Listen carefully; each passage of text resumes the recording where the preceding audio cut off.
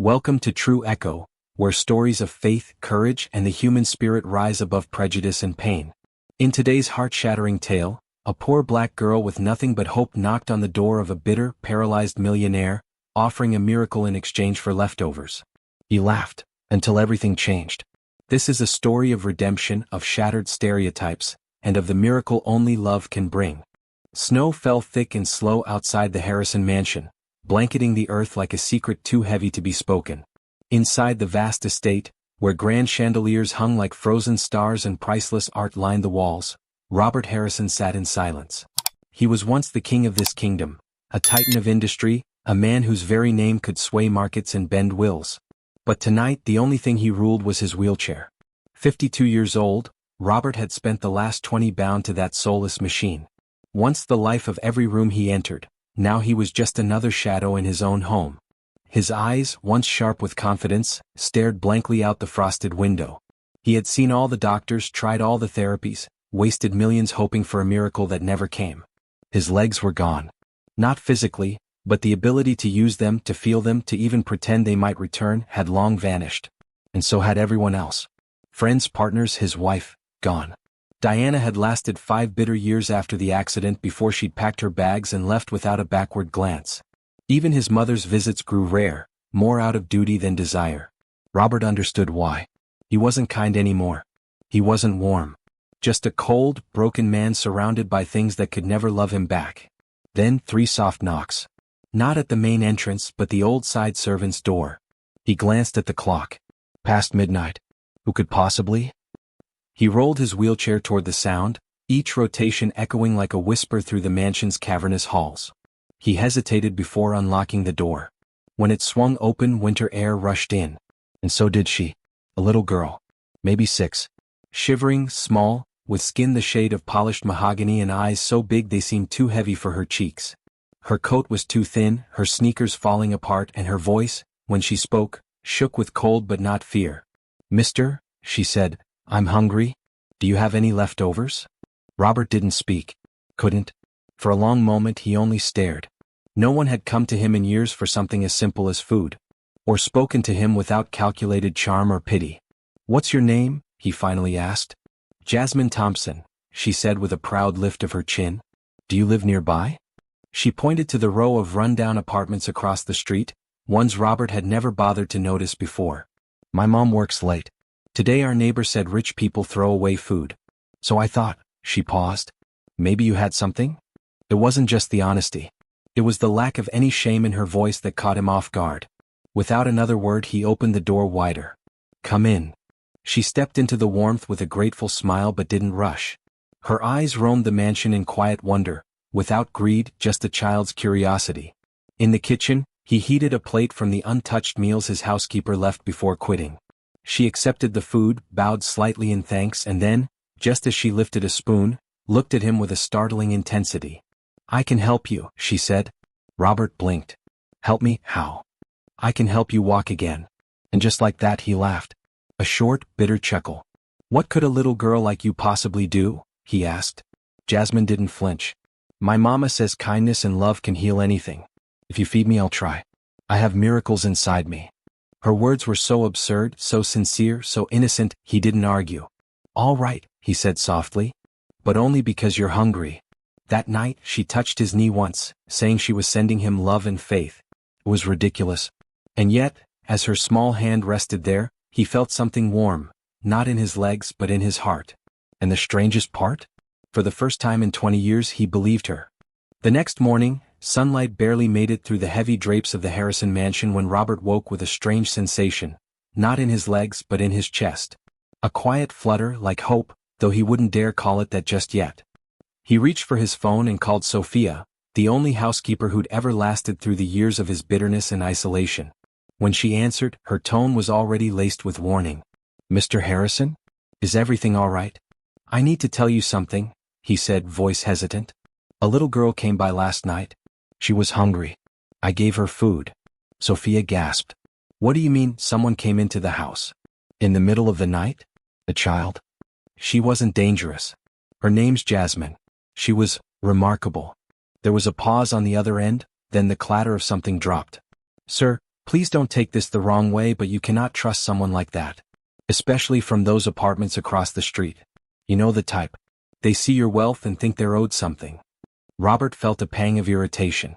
She didn't ask for money, he replied. She gave me something instead. A flower. A gift. Still, Sophia insisted, you can't be naive. You've seen how people take advantage of kindness. Especially, she hesitated, those who live on the margins. Robert hung up the phone before she finished. A sharp silence returned to the room, but for once he didn't feel alone in it. Just as the quiet began to deepen, another knock came, 3 soft taps. Robert wheeled himself quickly to the door. Jasmine stood there again, this time with another flower in hand, wrapped in torn newspaper. I came to say thank you, she said. This one's for healing. Mama says miracles work better when we give thanks. Robert chuckled softly and took the flower. You have quite the philosophy for a 6-year-old. Jasmine tilted her head. Do your legs still hurt? Every day, he replied truthfully. Can I try again? He hesitated, then nodded. This time she placed both hands gently on his knees. Her eyes closed. She whispered something, words he couldn't hear, couldn't place, but somehow felt in his spine. A quiet pulse ran down his legs. Not pain, not sensation, but something. Something new. Why are you doing this? He asked again. She opened her eyes. Because I think you're meant to be happy again. The purity of it hit him like a blow to the chest. How had the world hardened him so much that a child's faith seemed foreign? He invited her to stay a while longer. She asked for nothing more, just to sit with him, to tell him about her day, her mom, her favorite teacher, and her dream to one day heal people all over the world. Robert listened, captivated. He didn't realize how much he missed the sound of a real voice filling his home. She didn't speak like a child trying to impress. She spoke like someone who simply believed. That night, across the street, Jasmine returned home to find her mother, Margaret Thompson, standing at the window, face drawn and eyes wide with fear. Where were you? Margaret demanded. I told you never to go out alone, especially at night. But Mama, I got food. From the man across the street. His name's Mr. Robert. He was nice. He listened. And he smiled. Margaret froze. Robert. The name rolled through her mind like thunder. She had heard it before. Robert Harrison. Wealthy. Reclusive. White.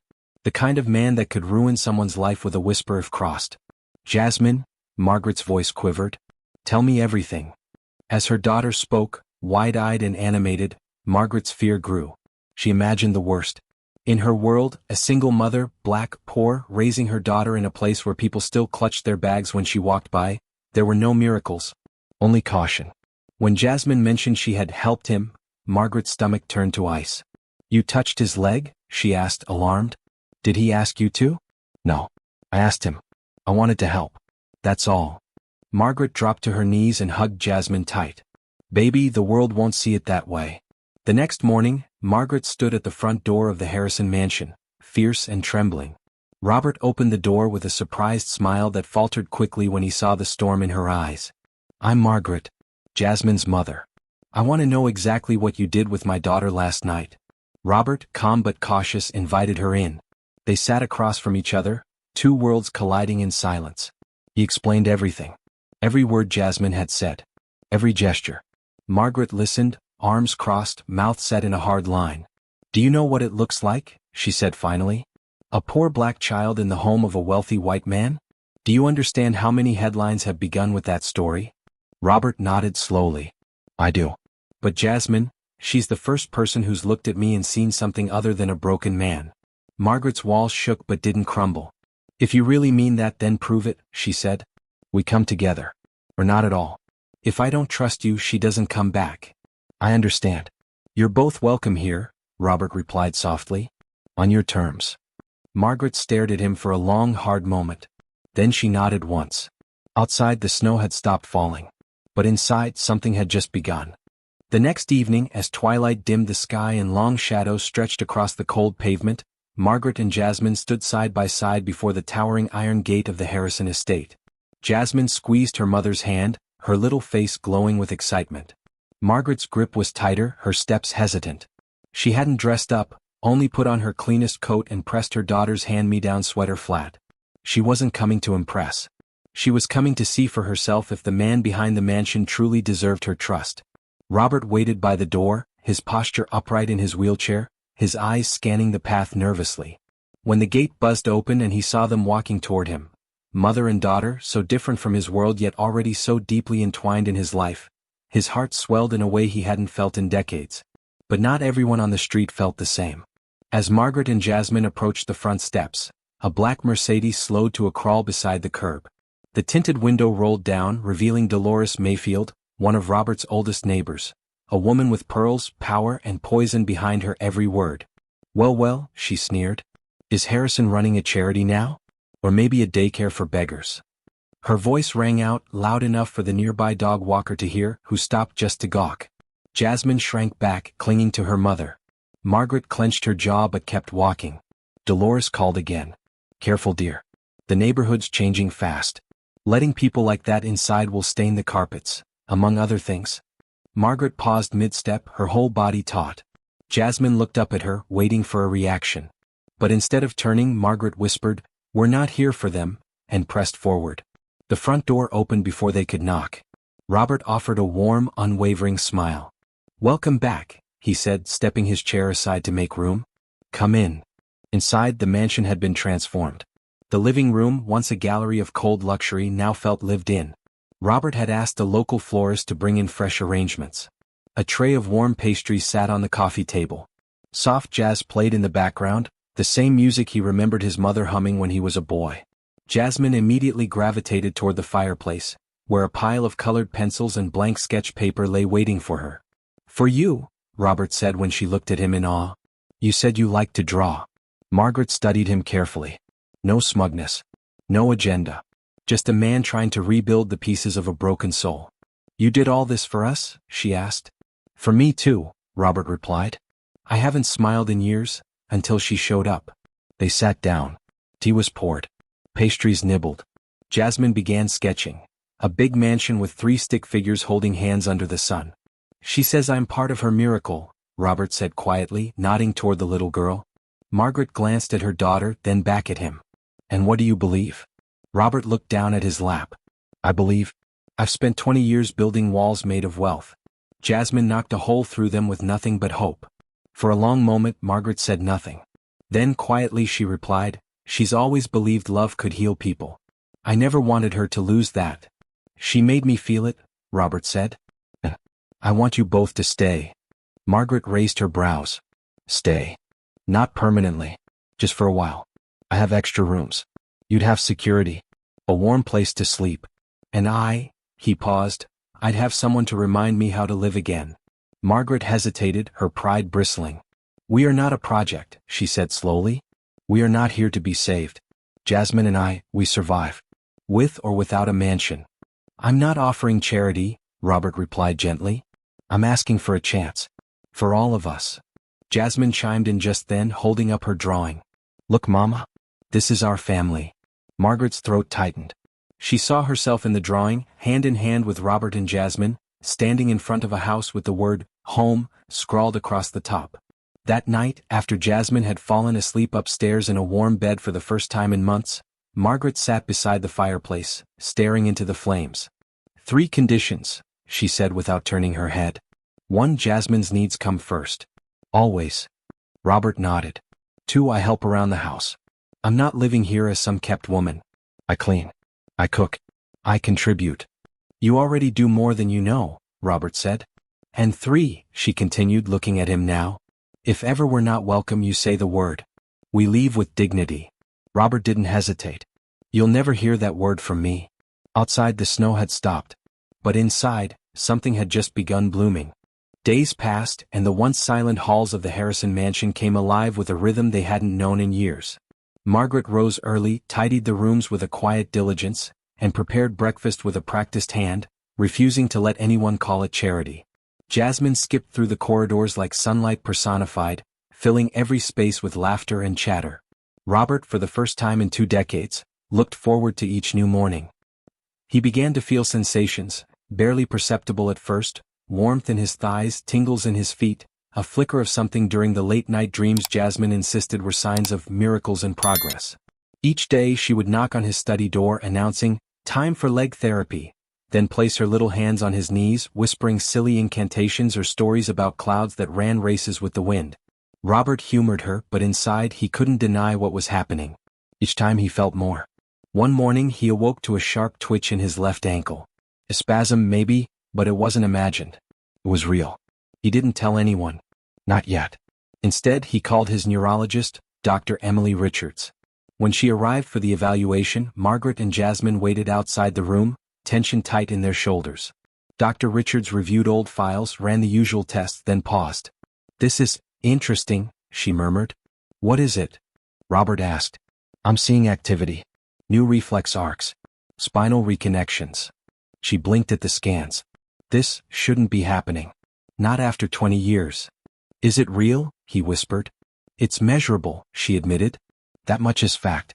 But recovery this late? It's almost unheard of." Then, without warning, she turned to look directly at Margaret. "Has anyone changed his medications?" Margaret's brow furrowed. "No." "Touched the syringes, supplements, anything?" "Never," she said, her voice sharp now. Dr. Richards didn't accuse. But the implication lingered like a bad smell. Robert's chest tightened.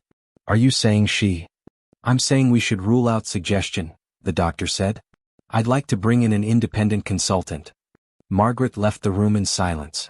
That night, while she swept the kitchen floor, she didn't speak to Robert at all. Jasmine noticed the tension but said nothing. By the next morning the storm had passed, or so they thought. A few blocks away, a nurse who overheard Robert's case at the hospital made a call. That call led to Diana Harrison, Robert's ex-wife, who had been keeping tabs on her former husband's affairs. When she heard the word miracle, her ears perked. When she heard new residents, her jaw tightened. Diana had left Robert bitterly, after watching the man she loved disappear into a shell of resentment. But her finances hadn't fared well since. She'd clung to a few high society connections and the last scraps of her pride. But when she learned that a poor black woman and her daughter were now living in the mansion, while Robert's body mysteriously healed, she didn't see a miracle. She saw a threat.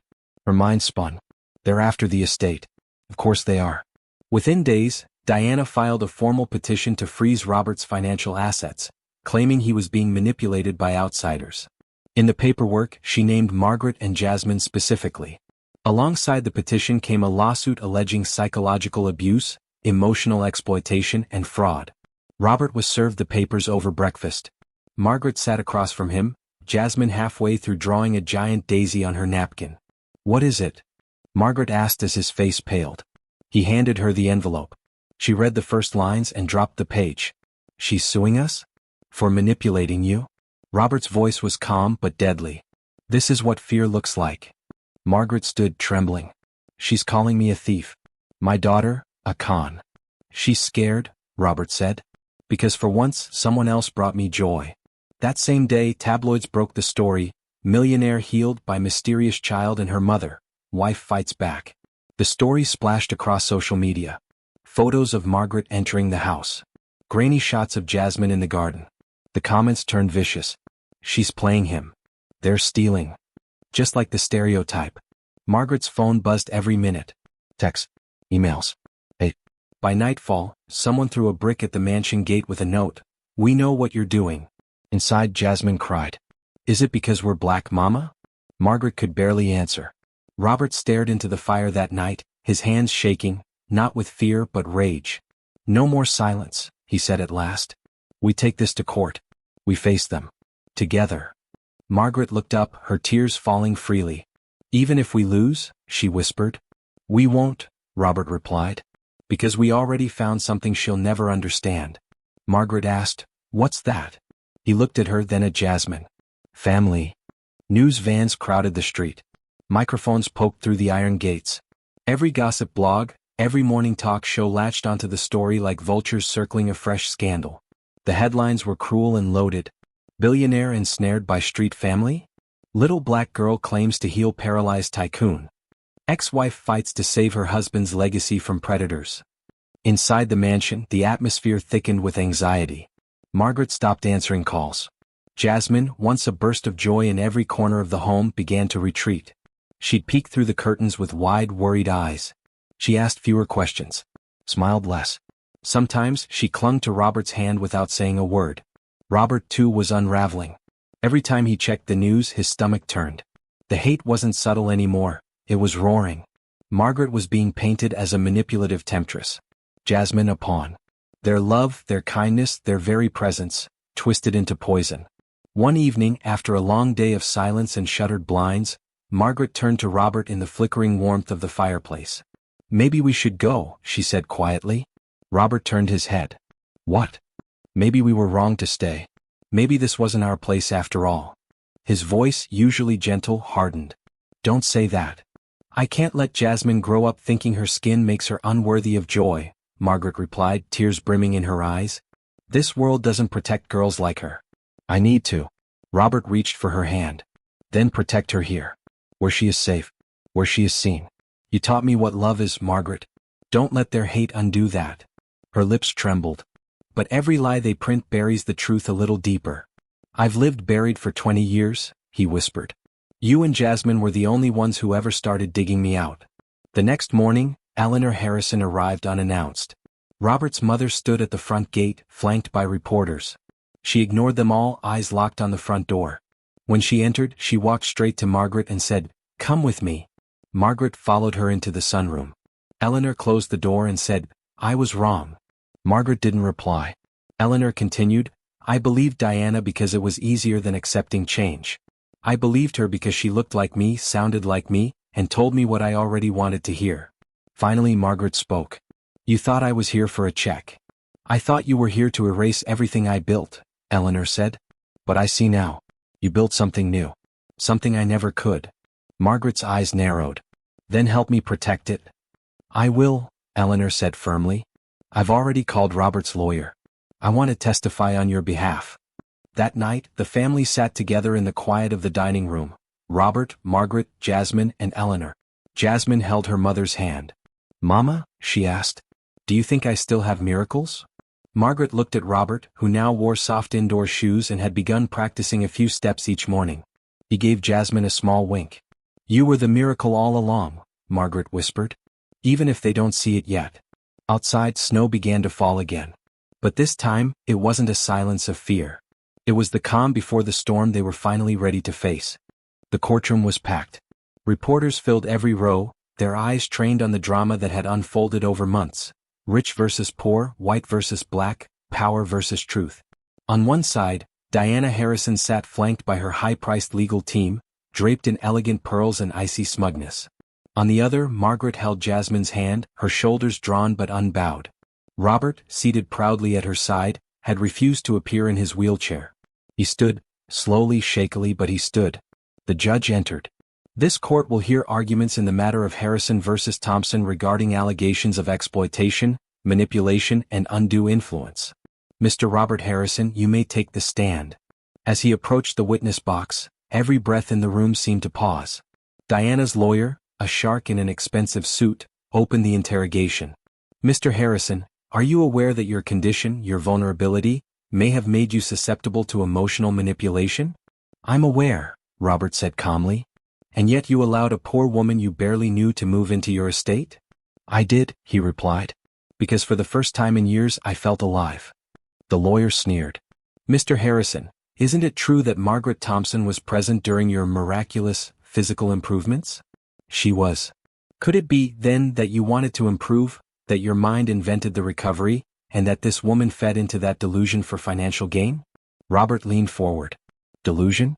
You've seen my scans. You've read my doctor's reports. The only delusion here is thinking money is what I needed. It never was. What I needed was to be seen, to be loved. And Margaret and Jasmine gave me that." A murmur rippled through the room. When Margaret took the stand, the tone shifted. "Miss Thompson," the lawyer began, circling like a hawk, "why did you move in with a rich white man just days after meeting him?" Margaret's voice was steady. "I didn't.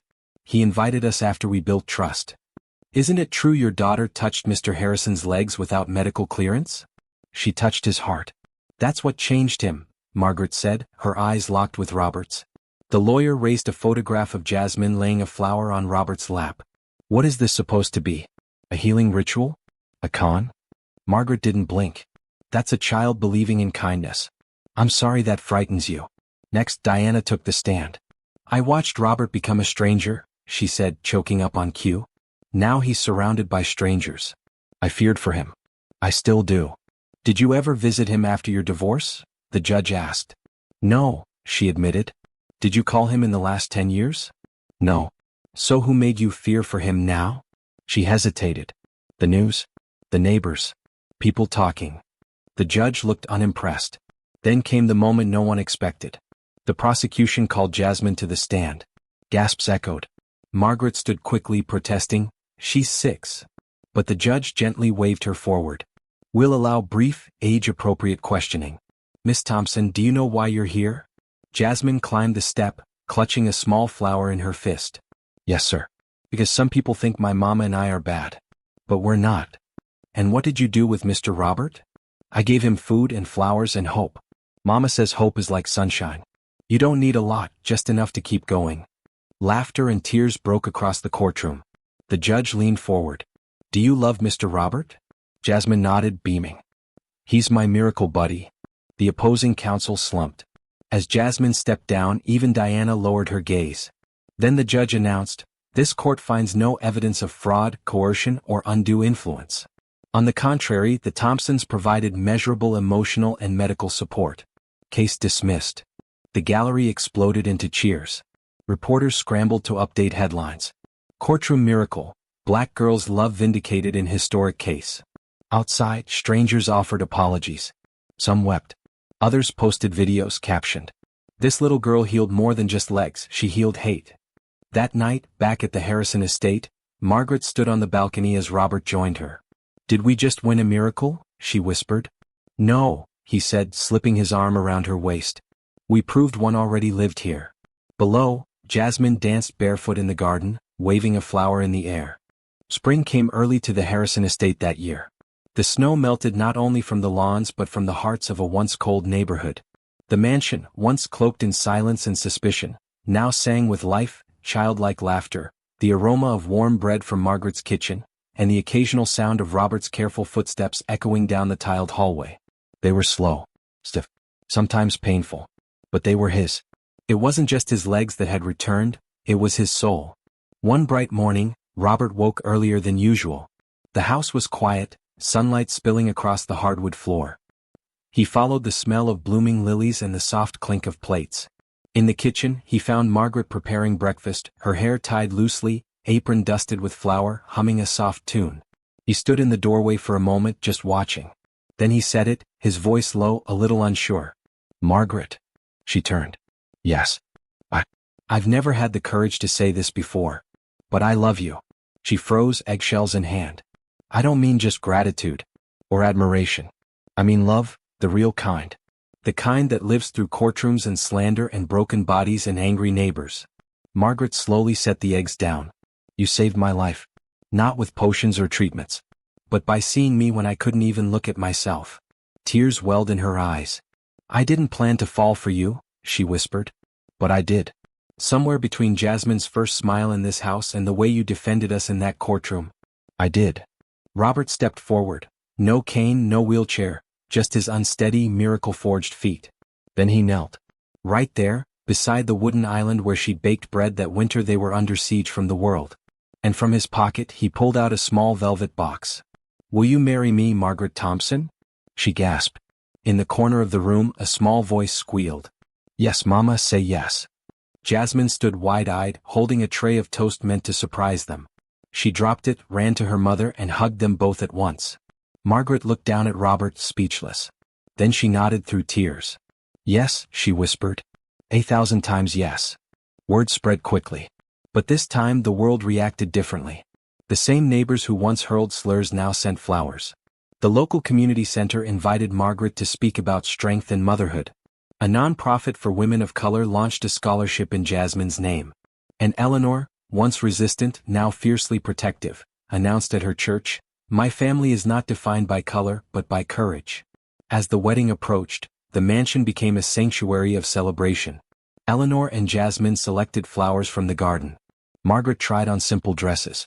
Robert designed the guest list himself. He invited everyone, even those who had once doubted them. Let them see what love looks like when it wins, he said. On a cloudless spring afternoon, the bells of St. Augustine's Church rang through the town. Margaret walked down the aisle in a flowing ivory dress, hand in hand with Robert, no wheelchair in sight. Jasmine, radiant in white lace and glittering shoes, walked ahead, scattering petals like stardust. Behind them stood Eleanor, smiling through proud tears. The vows were not fancy. No rehearsed speeches. Just this: I once believed miracles were for the desperate, but now I know they come to those brave enough to love. And when the priest pronounced them husband and wife, the crowd erupted, not just in applause but in awe. Outside the church, the final photo was taken. Jasmine stood between Margaret and Robert, all three hands linked. That image would go viral, captioned, "Love walks again." In the weeks that followed, reporters stopped calling. The whispers faded. The mansion remained open, not to the public but to the right kind of people. The lonely, the lost, the ones looking for proof that kindness could change a life. Robert often sat in the garden now, watching Jasmine chase butterflies. Margaret would bring him coffee, sometimes sit beside him in silence. One evening, Jasmine curled into his lap and asked, "What's the biggest miracle you ever had?" He looked at her and smiled. "You." She giggled. "That's not fair." "No," he said. "It's truth." Then glancing at Margaret he added, "Both of you are. You came asking for leftovers, and gave me everything." And in that moment, as dusk painted the sky in pinks and purples, the truth settled across their home like a blessing. The greatest miracles are not lightning bolts or magic wands. They are a hungry knock in the night, a child's belief, a woman's courage, and the quiet decision to love when the world tells you not to. At True Echo, we share stories that reveal the power of humanity, no matter how broken the world seems. This isn't just a story about walking again, it's about tearing down walls between us, one act of kindness at a time. If this story touched your heart, don't forget to subscribe, comment below with your favorite moment, and share this video with someone who still believes in miracles. Because sometimes the greatest miracles begin with the smallest voices.